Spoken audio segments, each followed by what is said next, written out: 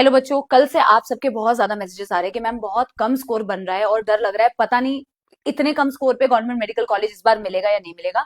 सबसे पहले बेटा, कल भी मैंने ये बात बोली, आप ये बात समझो कि इस बार का पेपर का पैटर्न डिफरेंट था बेटा। पिछले 5 साल में यानी कि कोविड के बाद से जो पेपर आ रहा था, इस बार का पेपर बेटा वैसे पैटर्न पे नहीं था। प्री कोविड में जैसे पेपर आते थे बेटा, वैसा पेपर आया था। बायोलॉजी का पेपर लेंदी था, फिजिक्स का पेपर डिफिकल्ट था, बट वो सबके लिए डिफिकल्ट था, इस चीज को समझो। और यही रीजन है बेटा, जैसे प्री कोविड टाइम पे कट ऑफ बेटा जाती थी अराउंड 580, 590, 600, उसी के अराउंड बेटा एक्सपेक्टेड है कि इस बार की कट ऑफ होगी।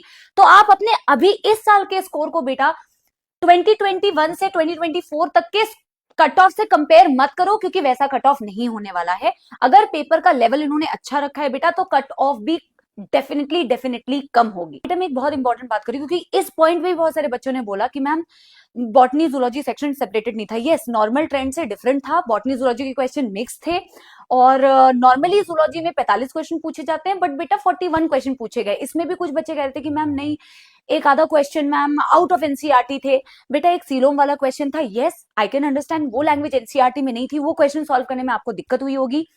एक दो क्वेश्चन बेटा आउट ऑफ बॉक्स थे, आउट ऑफ सिलेबस नहीं थे बच्चों। जैसे आईवीएफ वाला क्वेश्चन आया था।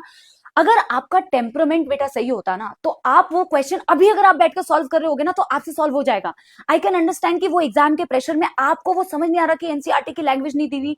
बेटा वो आउट ऑफ बॉक्स क्वेश्चन थे और वो सबके लिए वैसा ही था। लेकिन what about the rest of the questions बेटा?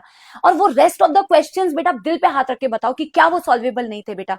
और वही क्वेश्चंस एक्चुअल में डिसाइडिंग होंगे कि आपका ओवरऑल स्कोर कैसा बनेगा और आपकी रैंक कैसी आएगी। यस, अगर बायोलॉजी लेंदी थी तो सबके लिए लेंदी थी, फिजिक्स टफ थी तो सबके लिए टफ थी।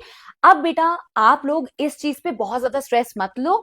जब कट ऑफ आएगी, कट ऑफ नीचे होगी बेटा फॉर श्योर। अब आप इस चीज को छोड़ दो।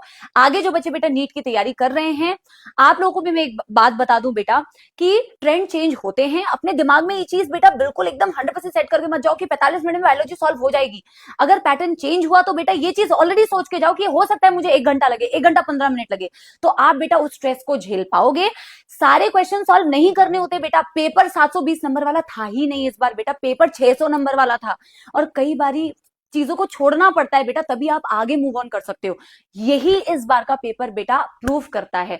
आई होप बेटा कि आप लोग इस चीज को समझोगे और मेहनत करोगे, ना कि बेटा सिर्फ क्वेश्चंस करोगे। दूसरों पे क्वेश्चंस नहीं करने हैं बेटा, आगे बढ़ना है। स्ट्रेस मत लो बेटा और पढ़ाई करते रहो।